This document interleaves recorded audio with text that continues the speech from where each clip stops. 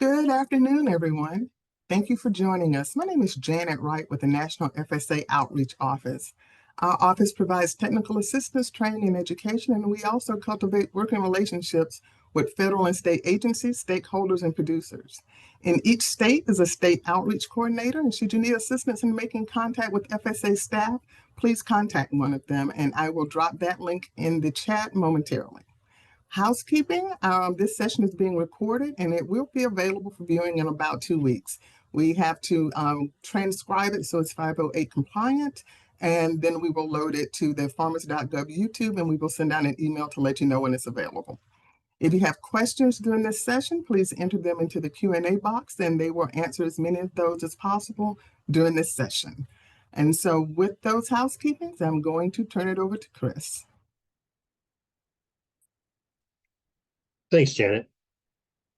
My name is Chris Vasquez. I am the section head of the Disaster Assistance section within the Farm Service Agency, and you could essentially the program manager for the policy development of this program.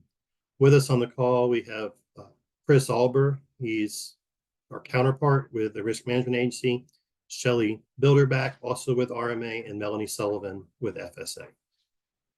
So with that, I'm going to get right into the presentation. And what we'll do is we are going to run through this presentation. After the presentation, we will go through and start answering as many questions as we can during our time. We do have, this is the first of 2 sessions. The second session follows up. The material presented in the next hour will be identical to this one. So this is for the Supplemental Disaster Relief Program, Stage 1, and this is the crop insurance professional training. This program is authorized under the American Relief Act 2025, signed December 21st of 2024. It provided approximately $30.78 billion in funding for disaster assistance, including SDRP. And approximately $16.09 billion was allocated to SDRP of that funds. SDRP provides assistance to eligible producers for losses to crops, trees, bushes, and vines due to wildfires, hurricanes, floods, derechos, excessive heat, tornadoes, winter storms, freeze, including polar vortex, smoke exposure, excessive moisture, qualifying drought, and related conditions occurring in calendar years 23 and 24. Now, we have received some questions from you all in this call, and I just wanted to go ahead and address those. It's been an overwhelming theme of the question. So, while the cause of loss between the indemnity and SDRP may match, there is no requirement that they do match. And we're going to get into this some more, and as we go through the presentation. But essentially, the way the program will work is the applicant is going to certify on the application that the loss was due in whole or in part to a qualifying disaster event, at which FSA reserves the right to spot check the certifications, at which time the applicant will have to show evidence to the satisfaction of the FSA County Committee that the certified event caused the loss in whole or in part. So, for example, PRF applicant is, as we all aware, only pays for lack of rainfall, which is not the same as drought. For drought, the statute specifies that it has to be a D2 for 8 weeks or greater, or D3 or greater, to be considered a qualifying drought. And so, but now when the producer comes in and applies for SDRP, they will be indicating if any portion of that loss is due to qualifying event. So maybe a portion of their loss was due to excessive heat, excessive moisture, something else that may have occurred during that time frame. That is what they would have to certify to. And there is no requirement that it be a one-to-one match. There may be instances where it is a one-to-one match, but there is no requirement for the match. FSA is, I know there's been instances of this, and FSA has put out messaging on it, but there will not be, county offices are not to be reaching out asking for that information. For your customers may be coming to you asking for additional information in the event that maybe FSA is spot checking it and they want to use their crop insurance paperwork to show that, well, this event occurred. So just to get that one out there, because that was a question we received quite a bit of already at this point in time. So assistance for this program will be provided in 2 stages. Stage 1 uses a streamlined application approach with pre-filled and mailed application forms.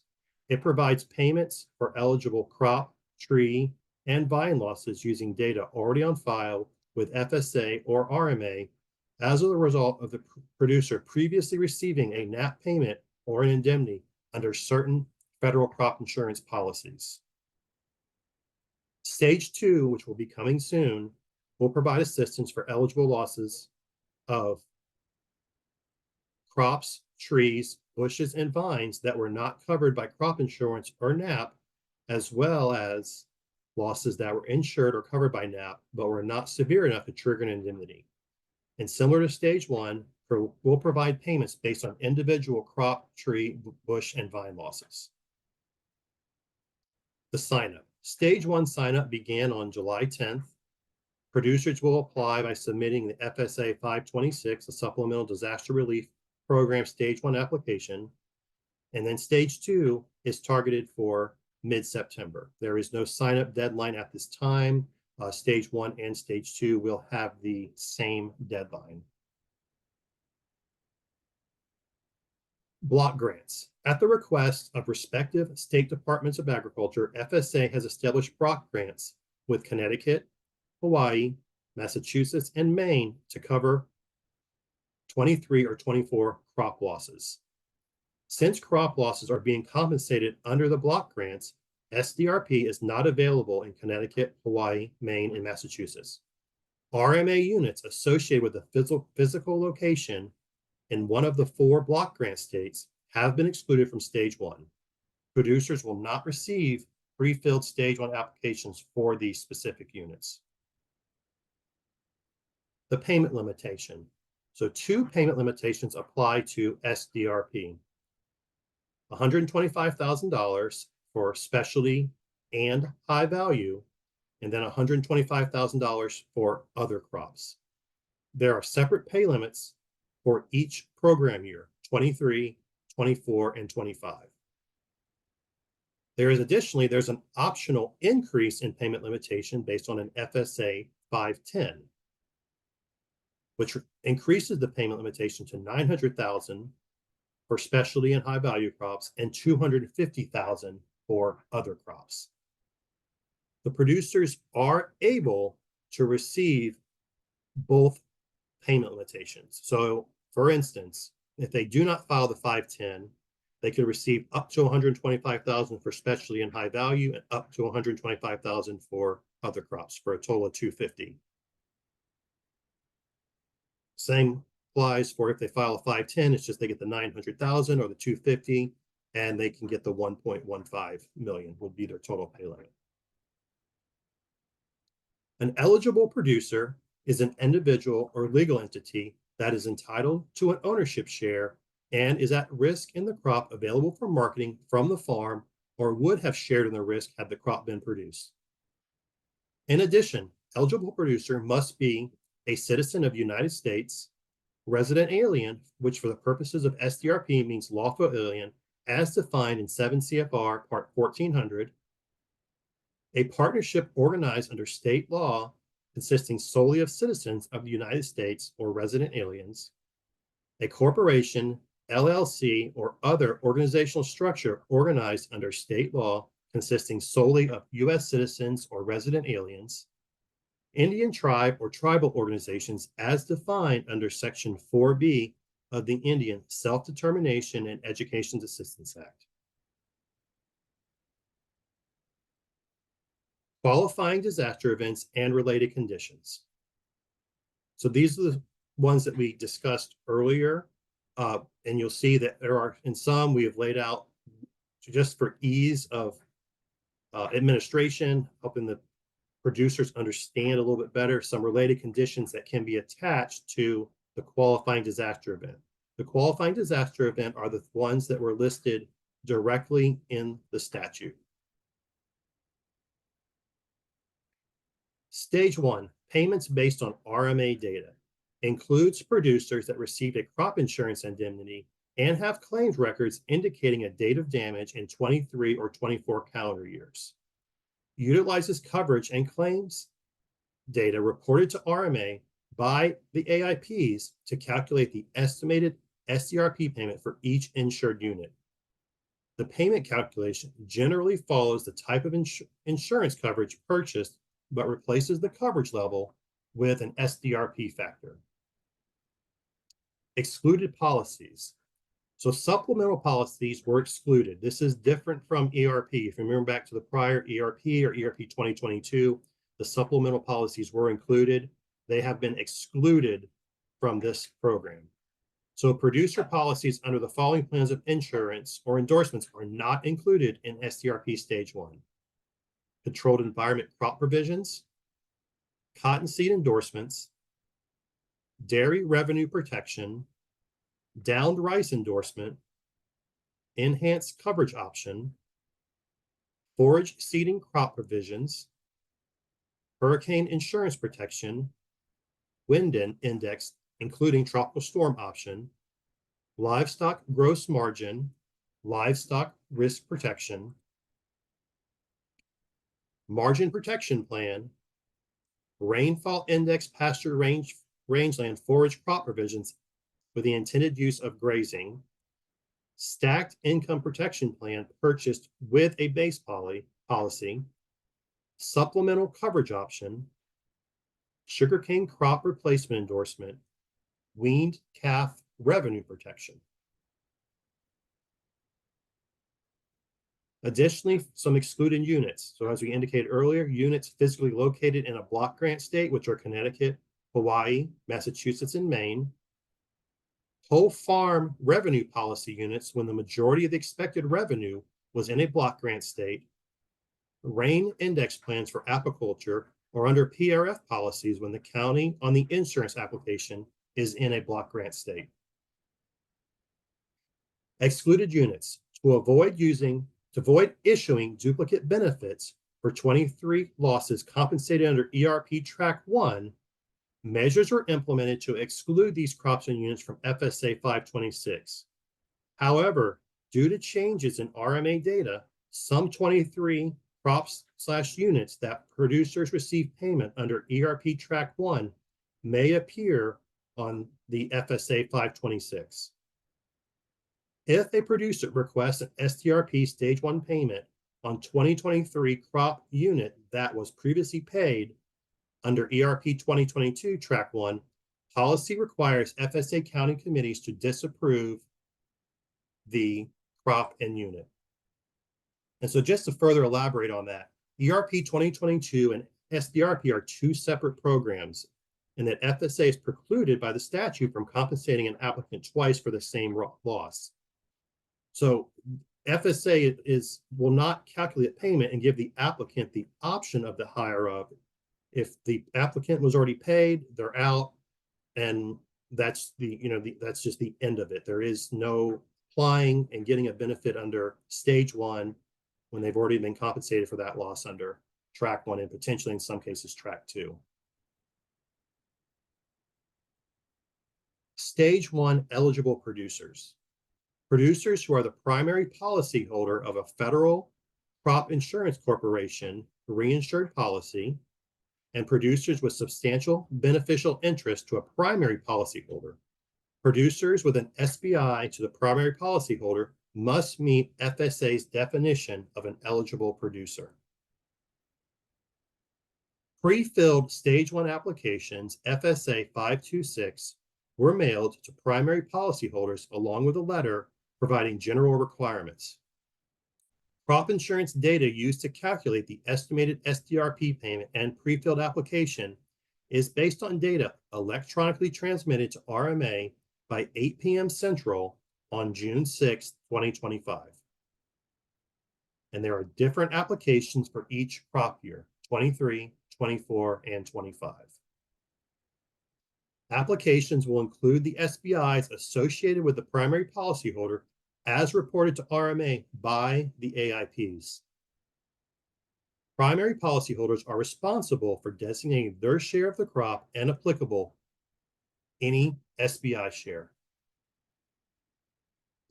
Primary policyholders and any SBI with a designated share are also responsible for identifying the qualifying disaster event that caused the loss to the crop and unit, agreeing to purchase crop insurance or NAP as applicable for the crop for the next 2 crop years after receiving the payment, for whole farm revenue plan units, certifying to the percentage of revenue from specialty/high value crops. This is an example of the FSA 526. Part A is standard producer information. Part B gets into producer agreement,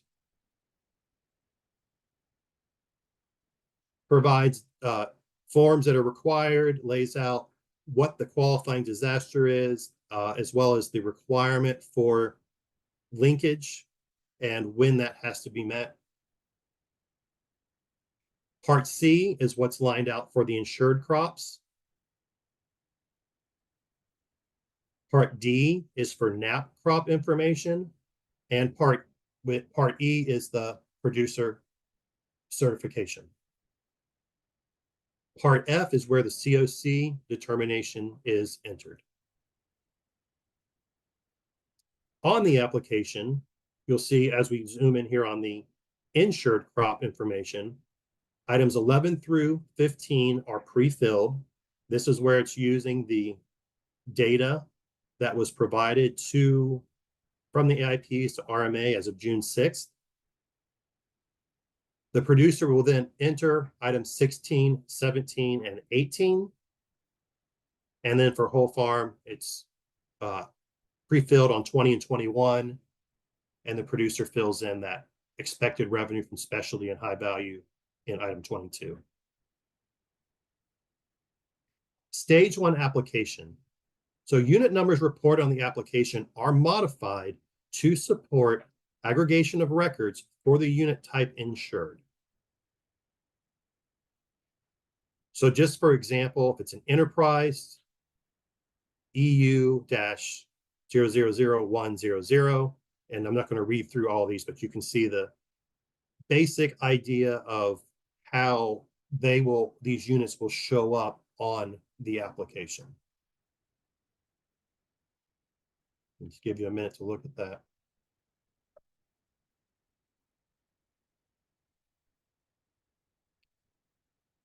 Some additional slide on the units.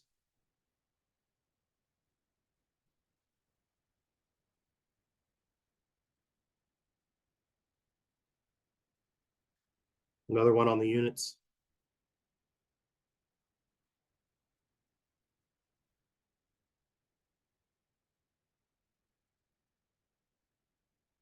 So the payment calculation. In general, RMA will calculate each producer's loss consistent with the loss procedures for the type of coverage purchased, replacing the guarantee calculation based on the producer's elected coverage levels with the SDRP factor.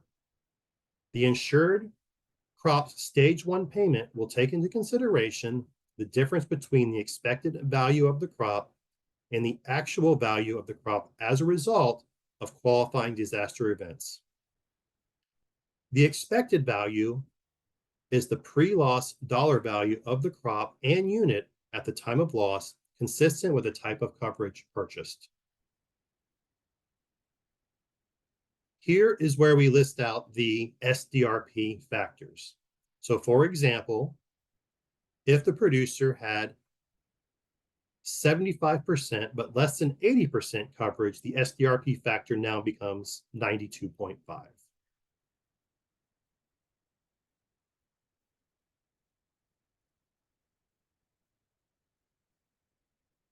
Each type of crop insurance policy has a specific method to get to the gross payment calculation, but most follow this general outline.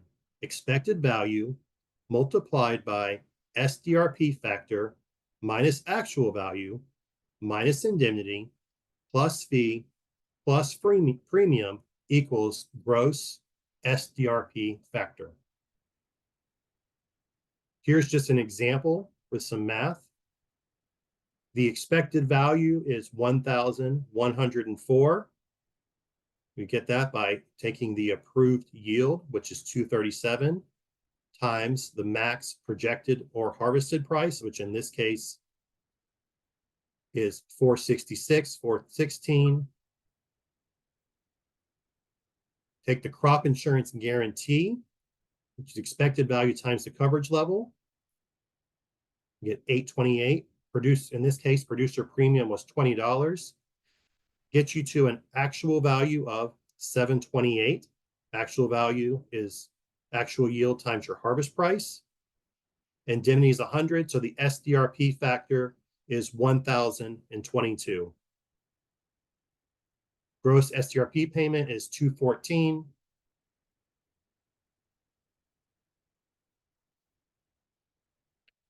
The SDRP stage 1 payment will be estimated multiplied by the share reported by producer on the SDRP application. And note that the amount will originally be factored by 35% due to funding limitations. Producers questioning crop insurance data used to calculate their estimated SDRP payment should contact their crop insurance agent to ensure their insurance data was properly recorded and reported. Crop insurance agents may find it beneficial to verify with the AIP that the correct data was transmitted and accepted by RMA. Any errors or discrepancy that are allowed or required by crop insurance policy to be corrected should be corrected. FSA will request additional data updates to account for corrections or changes and to include additional records for claims that were not settled or reported in time for the initial file. A timing of the future data refreshes is yet to be determined. And last, on the linkage requirement, as a condition of payment eligibility, producers must obtain crop insurance or NAP coverage as applicable and if available for the crop, tree, and vine for the next 2 crop years. Producers must obtain coverage at a level of 60, 100, or higher, and coverage is required in the physical location county for the crop. To meet linkage on whole farm revenue, annual forage, or PRF, producers can obtain the same type of policy or a combination of individual policies provided through coverage level is 60, 100, or higher. And lastly, this is a link to the site that RMA has. We're working on right now getting the site linked as well with the SDRP site. But this RMA site is where you will find our FAQs. The FAQs are a living, breathing document. We are updating them continually. We're going to go through the questions here in a minute, and any questions that we don't have already addressed on there, we will make sure we get them addressed. Would ask that is going to be your first place that you go to is looking at the FAQs. Please don't email Janet Wright with your questions, but look at the FAQs and we will get them addressed and updated as soon as we can. So we will go through now. I'm in the slideshow and we'll start reading off some of the questions and getting you some answers.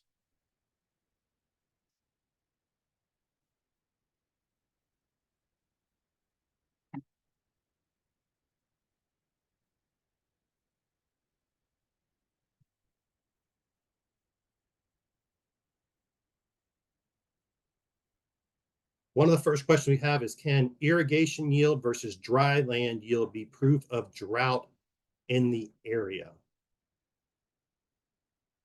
So remember, the drought has to be a D2 for 8 weeks or D3 for higher. And that's where it's on the producer to have documentation to support that their crop loss occurred during that. So it may be as simple as showing I had the crop in the ground at that time.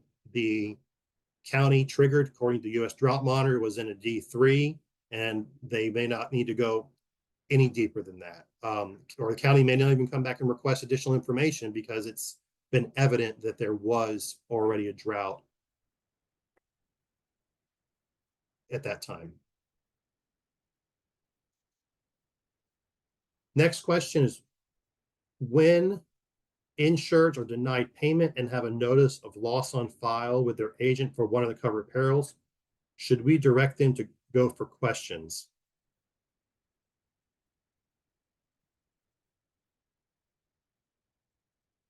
Not sure I actually follow what that question's asking, so we'll have to move on to the next one. Are the presentation slides going to be available to us? Yes, so they will be made available. We'll make them available as well with the recording. Janet said, I think it was about 2 weeks before that's going to be ready to go. The next question I see, when I read the forms, would you need to qualify? I did not list the CCC 941. That is correct. That is the adjusted gross income. That is not a provision. That's a requirement of this program. There is the 510, but that just is for an increase in the payment limitation. And I believe it's if 75, don't quote, like 75% of their income is from farming, but there is no requirement for 941. It's not a requirements program. How do farmers that had SCO and ECO indemnities get paid in this program? Chris, can you help with that one? Yeah, so on SCO and ECO, if their only source of indemnity was SCR or ECO, so their underlying policy did not have a claim, so their enterprise unit or optional unit, whatever the case, then they are not worked through this stage 1 aspect of SDRP. And so I think that then follows, if they did end up having, somewhat of a yield loss, within their deductible, some loss below, whatever the case, if they had a loss that wasn't indemnified, that really follows under the next stage of the program that is currently being worked on. Thanks, Chris. I've got a few questions in here about hail. And no, hail is not a qualifying event. The only events that are qualifying are the ones that we listed and went over in the presentation. Hail is excluded and is not qualifying. Does a producer have to have a paid indemnity loss by their MPCI policy to qualify for a stage 1 payment for SDRP? Chris, can you address the filters on what was used to send over to FSA?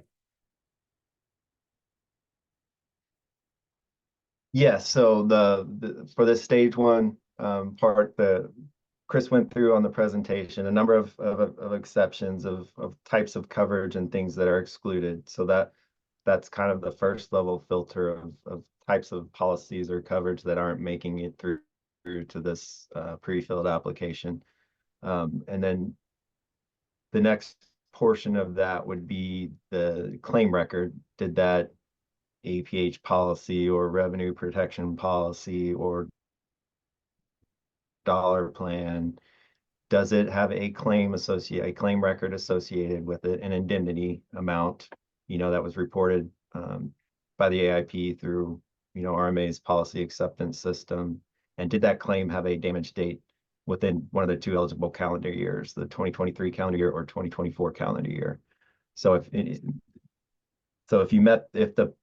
unit met those conditions, then it carried on through and the calculations were made to pre-fill the SDRP application.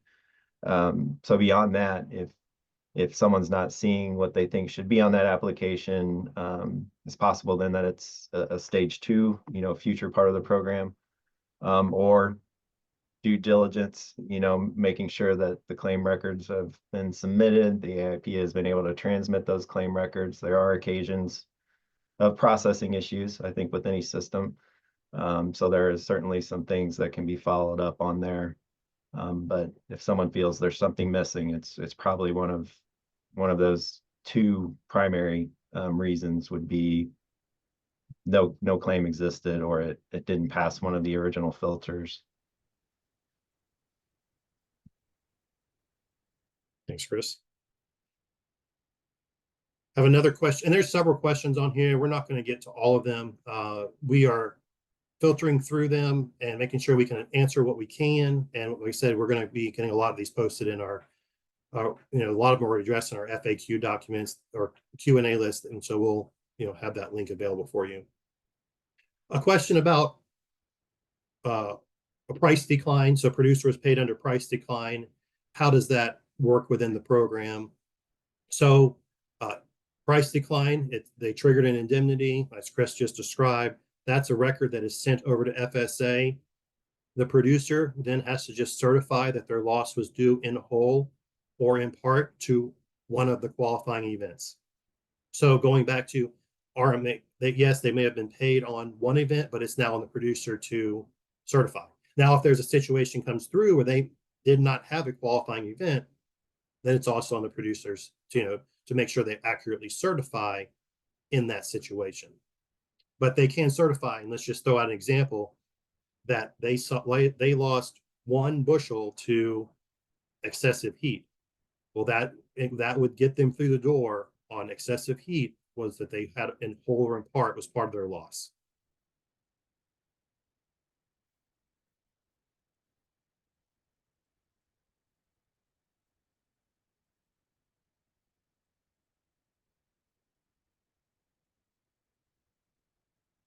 I'm just going through and looking at these questions. Some of them there's a lot of duplicate questions in here.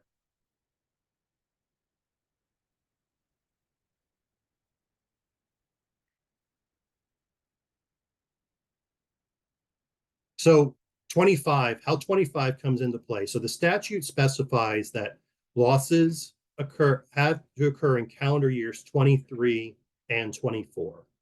And so we know there are crops. Wheat in the Pacific Northwest is a big one, where it's planted in the late fall, suffers a drought, and so that case you have potentially a drought that occurred in 24 impacted a 25 crop. But for a 25 crop to be included, the loss had to occur in calendar year 24.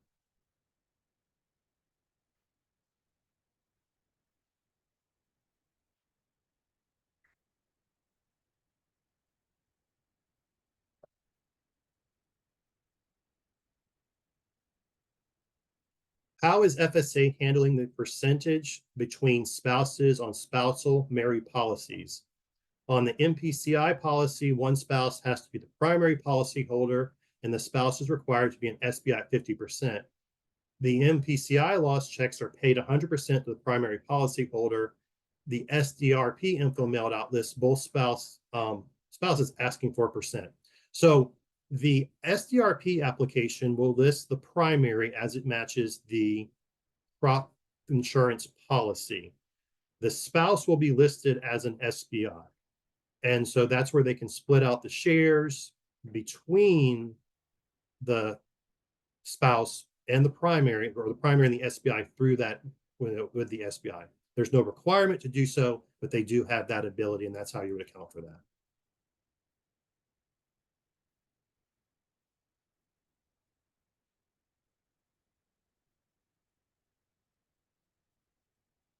Are these payments taxable? Yes, they would fall under, as with any other disaster payments, that they would be a taxable. And I would encourage them on any deeper questions on on taxes to touch base with a tax professional.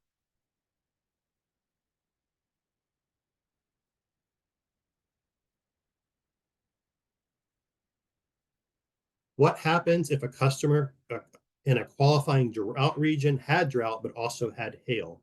So you only need one qualifying event to get through the door. So let's just say, for example, in that situation, maybe they were paid through crop insurance on hail, but they could come in and certify that their loss was due to, in whole or in part, due to the drought, and that they were in a qualifying drought. So they were in D2 for 8 weeks or greater, or D3 or higher. And so that would get them through the door. So the hail would not be an issue. They were able to apply for drought.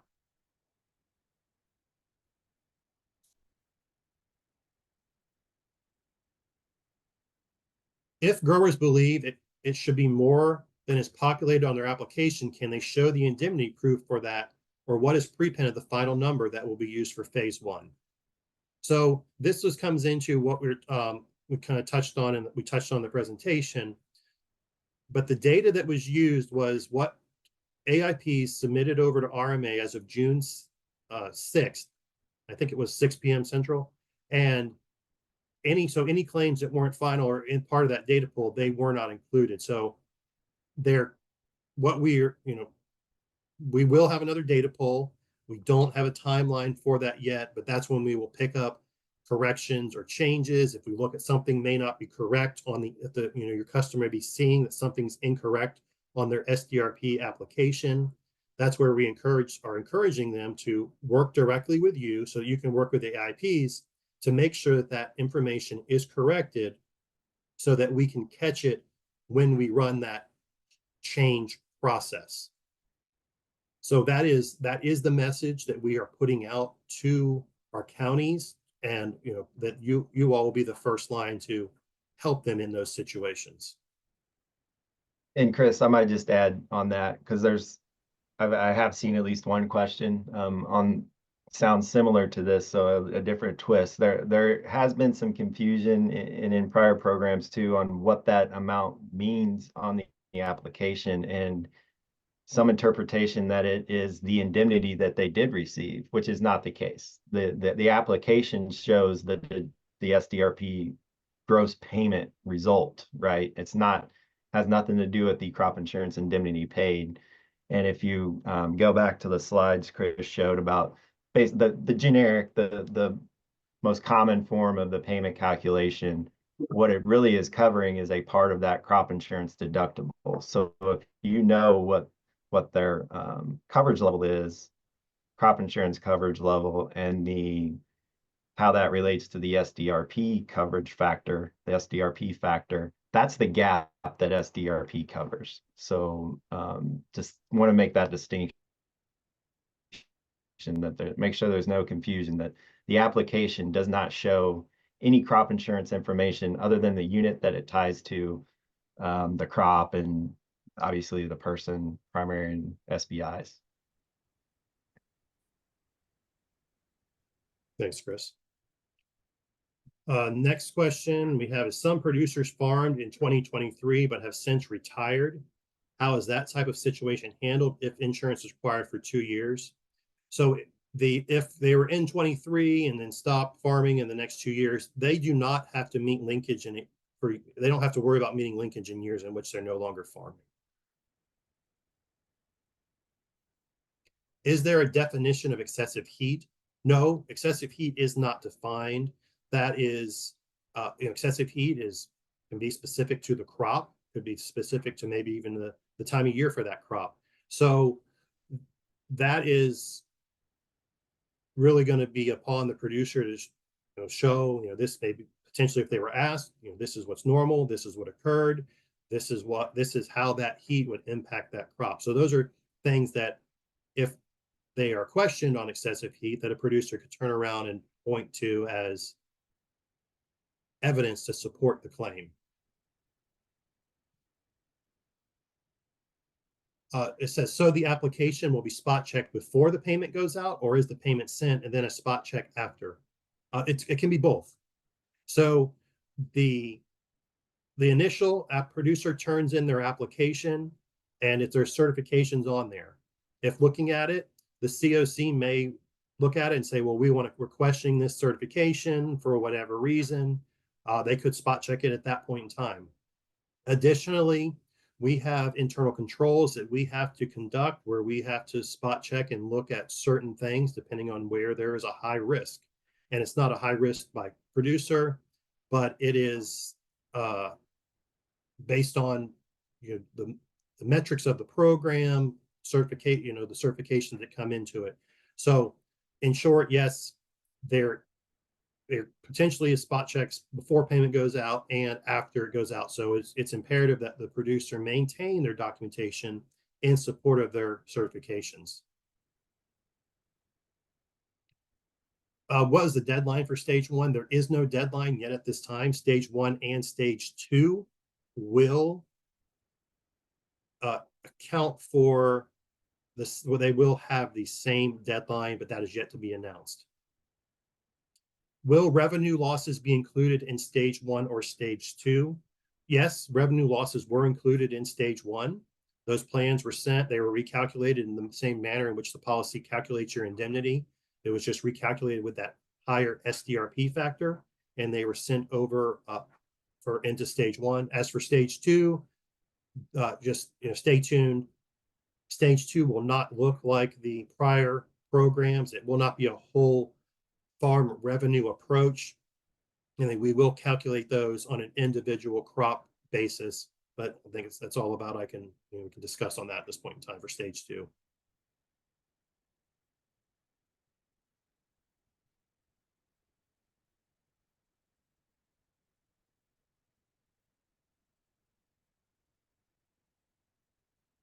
Can they apply for the 510 after?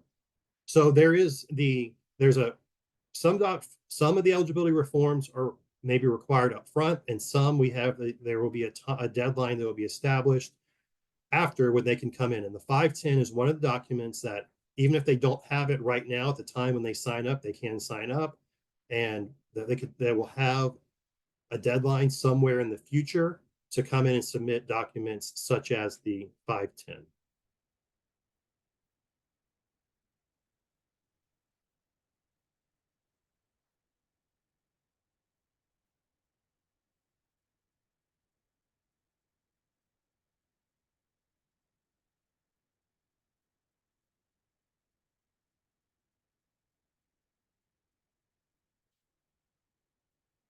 So if the farmer's main loss was caused by the decline in crop price, but they had a 1 or 2% decrease in production, we just need to tell the farmer to fill in whatever they think caused the lower production.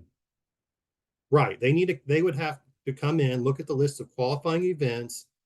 Was there one of those qualifying events that caused that 1 to 2% decrease in production?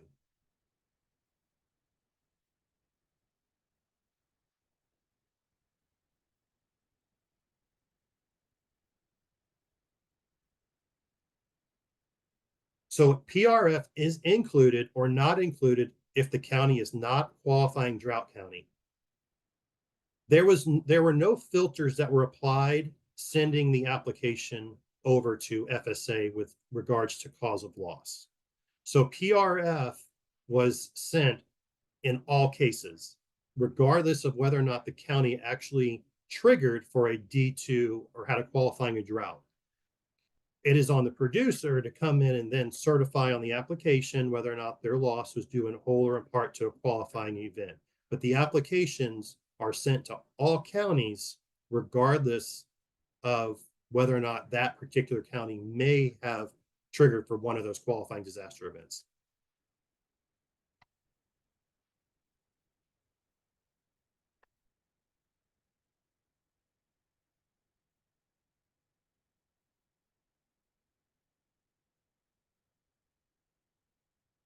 So we are saying that the loss peril turned in with your AIP does not have to match the peril you use for SDRP if this peril has occurred also during the crop insurance year. Example, revenue loss was reported, but wind or excessive heat also occurred. This will qualify. That is correct. So they were indemnified because of the price decline. They come in now, apply. There was an event of excess heat that occurred. They can apply that excessive heat caused their loss in whole or in part due to a qualifying event.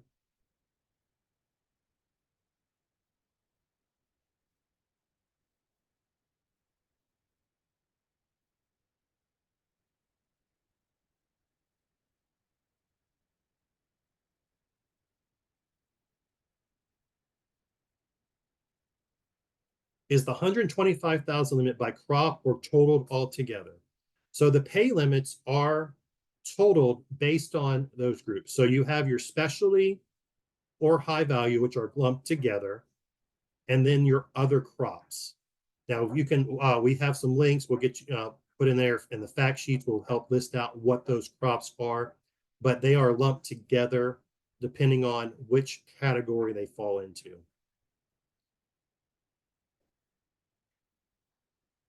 The payment limitation is also, keep in mind, is by crop year. So they could potentially have the 3 different years in there. It's not lumped together for the one program. Each program year stands on its own.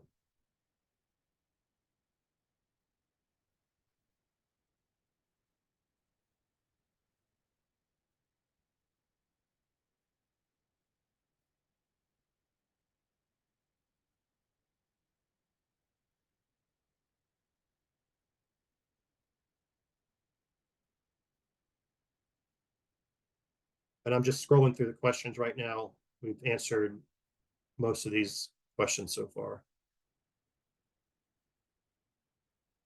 Are there instructions to help producers complete the FSA 526? I had a call this morning about how to fill out number 16 share on Part C, but cannot find any instructions to assist them. Yes, there are instructions available for the form. I believe we have them on our website. If not, we'll check on that and get them out there for how they can fill it to get the form instructions.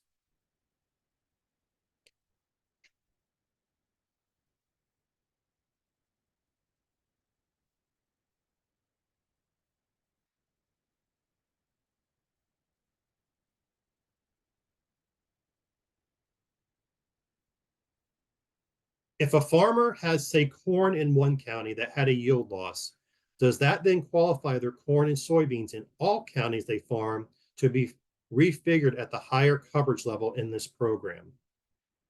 So the coverage, the SDRP factors are determined by unit for the coverage level that is applicable to that unit.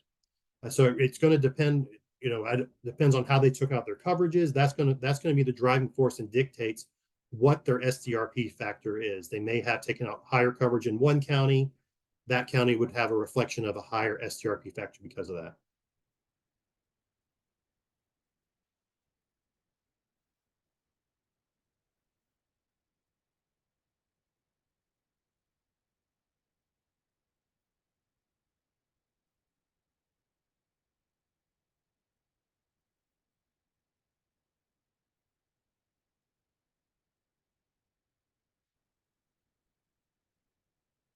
When using enterprise units, drought was the cause of loss in the dryland acres, but heat was the cause of loss on the irrigated acres. The application, though, combines the two. What should the farmers indicate as the cause of loss? So they have the ability to indicate both. They can indicate drought and heat. So they have that ability to put both causes of loss on there and indicate those. And they can very well do that. Now, keep in mind, they only have to list a loss in whole or in part as well. So they could get away with just one in that instance.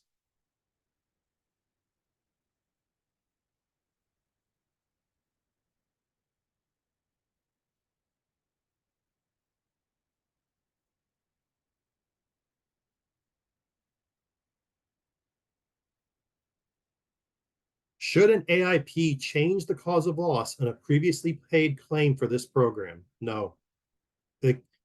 The cause of loss that's triggered on the AIP side has nothing to do with how this program.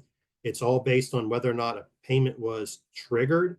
That is sent over to FSA. The producer then has a separate certification for what the loss was at that time.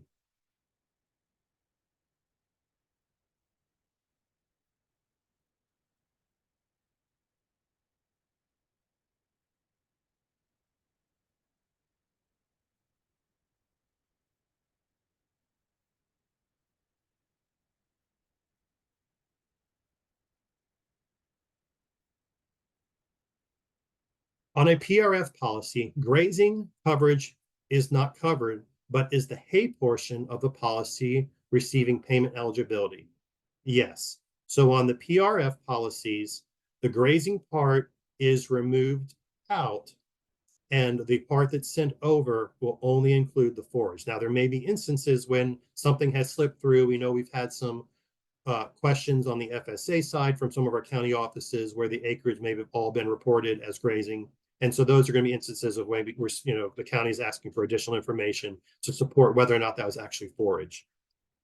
Now, I will bring up annual forage. Annual forage is different because that one, it's all sent through and does not split out the grazing. And so that will be on the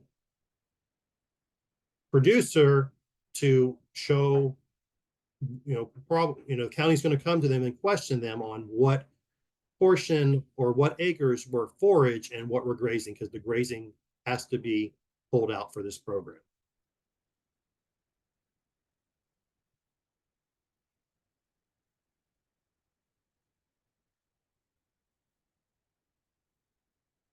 Producer and his wife certified acres as 50-50. Producer passed away. How would the wife fill out the share on the SDRP form? So the SDRP, I'm assuming in this situation, let's just put some assumptions out here, that the husband was the primary and the wife comes through as the SBI. On the application, you still have to have a signature from the primary. So as long as there is someone that still has signature authority for the deceased, and this also applies to dissolved entities, there has to be signature authority available. They would sign the 50% to the husband, and then the wife would sign for her 50%. However, if there is no one has signature authority, then they would not be able to apply for the program. They would have to go and either reopen the estate, or if in the cases of an entity, however it works to get it reestablished to have that signature authority. So they can't just sign for their percent. The wife can't put 100% to her. The primary would still have to sign for their part, and the payment would essentially go to the estate. Is there a reason why the unit numbers on the 526 do not match the unit numbers on their crop insurance policy?